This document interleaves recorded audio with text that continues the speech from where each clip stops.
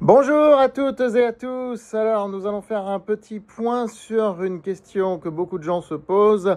Va-t-il y avoir une correction sur les marchés boursiers cet été puisque beaucoup d'analystes techniques le prétendent actuellement, des gens qui ont un peu pignon sur rue dans le monde du trading en particulier, disent qu'il va y avoir une correction cet été. Bon, écoutez, déjà on est le 20 juillet, donc on est quand même déjà au cœur de l'été. Pour l'instant, il n'y a pas vraiment eu de correction.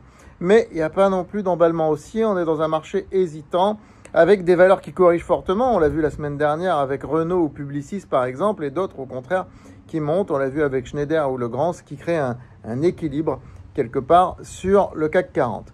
Non, écoutez, moi je n'ai pas la prétention de jouer à la tireuse de cartes ou à la boule de cristal et de vous dire s'il va y avoir une correction ou pas cet été. Moi, ce que je dis, c'est que actuellement, il n'y a pas de signe économique qui montre qu'une récession va arriver. Ça fait 3 ans que tout le monde parle de récession. Elle n'est toujours pas arrivée. Alors, à force de crier au loup, elle finira bien par arriver au moment où on y croit le moins. Ça, c'est sûr.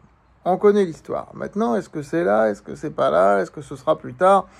Aujourd'hui, rien ne permet de se prononcer sur le sujet, d'autant plus que je vous rappelle qu'à la tête des États-Unis, il y a quand même un type extrêmement imprévisible qui s'appelle Donald Trump et qui influence grandement la marche de l'humanité actuellement, tant en termes géopolitiques qu'en termes économiques, etc., avec ses revirements de tendance, les droits de douane, etc. Je vous rappelle qu'il y a des échéances très importantes début août concernant ces droits de douane, et ça va forcément compter dans la balance. Et il y a aussi les résultats.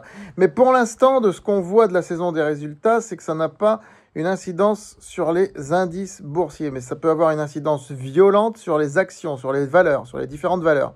Voilà, sur les indices boursiers, pour le moment, ça s'équilibre, comme je vous l'ai dit tout à l'heure.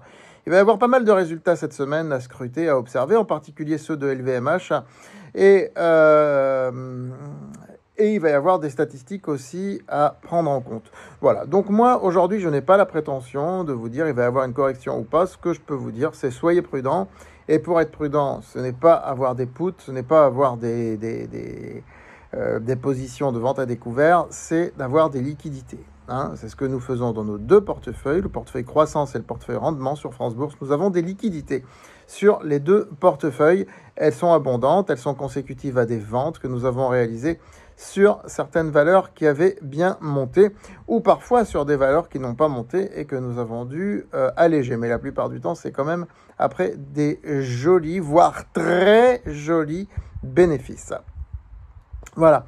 Je voudrais, dans la deuxième partie de cette vidéo, pour un petit peu essayer de se projeter, de se figurer ce que ça pourrait être, cette période un peu plus calme qui va commencer à la fin du mois de juillet et qui va se poursuivre en août, regardez un petit peu ce qui s'est passé, qu'on voit ensemble ce qui s'est passé sur les derniers étés, sur le CAC 40. Alors, regardez le graphique du CAC 40.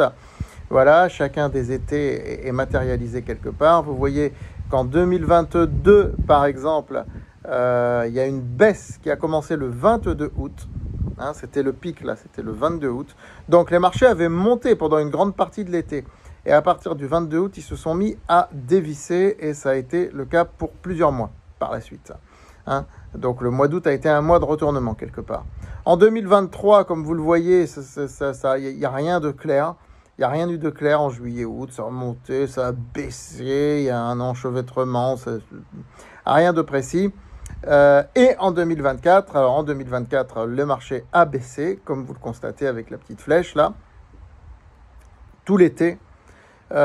Surtout juillet-août, mais attention, on était dans un contexte de dissolution de l'Assemblée nationale, donc un contexte électoral très particulier en France, avec des incertitudes sur l'économie française. Le marché français s'était alors complètement décorrélé des autres marchés, ce qui explique aussi qu'il y avait du rattrapage à faire sur le marché français. Ce rattrapage a été fait en 2025, puisque beaucoup de valeurs ont été en hausse de manière nettement meilleure que sur le marché américain.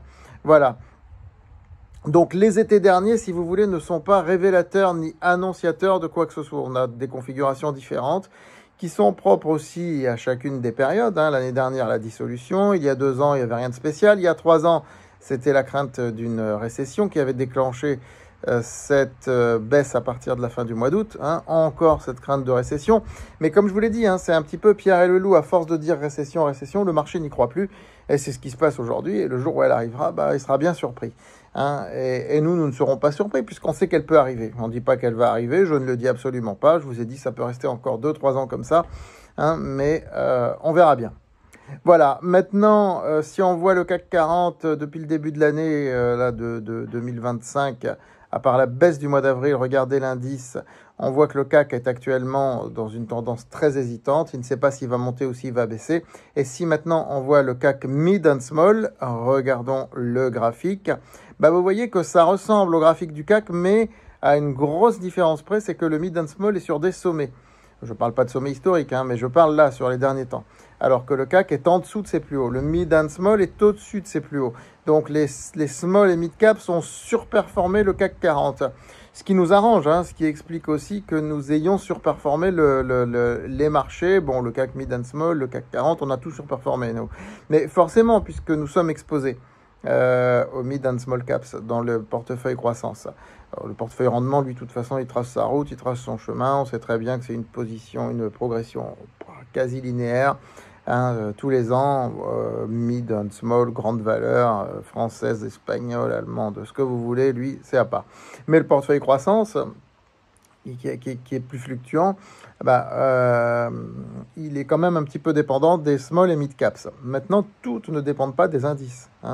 Et les indices, c'est un petit peu n'importe quoi. Vous avez Vivendi dans le mid and small, vous vous rendez compte? Vivendi était dans le CAC 40, maintenant c'est dans le mid and small. Donc, c'est pas très révélateur. Mais bon, ça donne la tendance. Encore une fois, les fonds mainstream, ne l'oublions pas, ou même les petits fonds, ils regardent les indices avant d'investir. Ils se disent, tiens, la période est bonne ou propice pour les small et mid caps, ou elle ne l'est pas.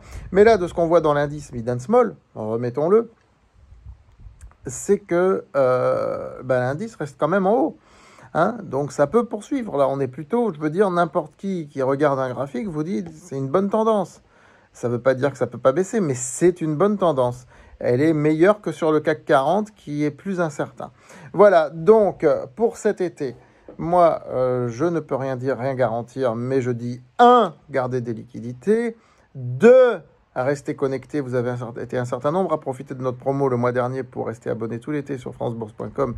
Et je vous en remercie, et vous ne le regretterez pas, et vous ne le regrettez déjà pas, n'est-ce pas? Et 3, on va surveiller particulièrement les small et mid caps, parce que le mouvement peut tout à fait se poursuivre. Et je vous rappelle que le mois d'août, même à partir de fin juillet, là, c'est une période où il peut y avoir des baisses injustifiées sur les petites et moyennes valeurs, parce qu'il n'y a pas de volume, il n'y a pas de marché. La tendance naturelle, quand elle est plus à vendre qu'à acheter, eh bien, ça fait baisser, ça peut faire baisser parfois sur une journée, sur 2 jours, sur 3 jours, un titre de 15%, on ne sait pas pourquoi. Voilà, donc on reste toujours à surveiller ce genre de valeur.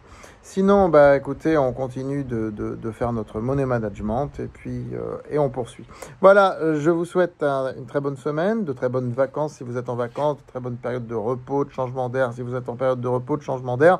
N'oubliez pas de liker, partager cette vidéo, de vous inscrire à cette chaîne YouTube ainsi qu'à francebourse.com. À très vite.